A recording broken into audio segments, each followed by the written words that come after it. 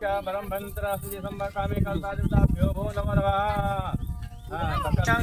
अपना नाम ले लीजिए, अपना नाम गोत्र, अपना नाम गोत्र से सम्मत दुर्योनाथे संकल्पम श्री बट वृक्ष पूनम कलशा स्थापन। गर्मी है लेकिन फिर भी धूप नहीं है ना, उतना पता नहीं। जिसमें उनके व्रत का महात्म्य हो, उनके संबंध का इतिहास हो, एवं जो स्त्रियों प्रतिवर्ष को देने वाला सौभाग्यदायक और महान उदय को करने वाला हो, वह तब शंकर भगवान ने कहा कि हे महादेवी, यह प्रभास क्षेत्र में स्थित सावित्री के असाधारण चरित्र को मैं तुमसे कहता हूँ। हे महेश्वरी, हे सावित्री स्थल नामक स्थान में राजकन्या सावित्री ने जिस प्रकार से उत्तम व्रत सावित्री व्रत का पालन किया था, वह मद्रास देश में एक धर्मात्मा सभी प्राणियों के हित में तत्पर रहने वाला राजधानी तथा राज्य में रहने वाला प्रजाओं को प्रिय अश्वपति नामक राजा था, जो कि क्षमाशील, संतान रहित, सत्यवादी और इंद्रियों उसका वाला छीन के खा रही है वाला था।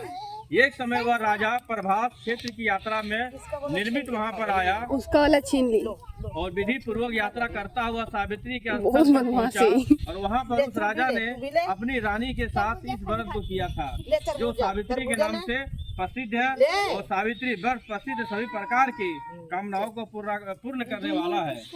एवं भूर्भुवः श्री ब्रह्मा जी की प्रिय सावित्री देवी उस राजा का पर प्रसन्न हुए।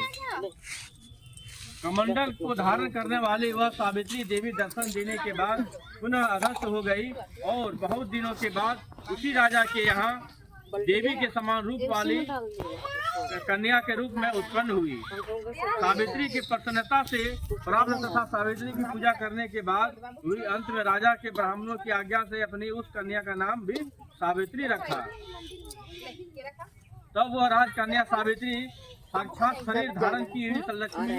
के समान सुशोभित हुई, बढ़ने लगी और धीरे धीरे सुकुमार अंगों वाली वह यौन अवस्था को प्राप्त हुई, एवं जिसके मध्य कमल के समान विशाल नेत्रों वाली एक एवं तेज से अग्नि के समान प्रज्वलित होती हुई वह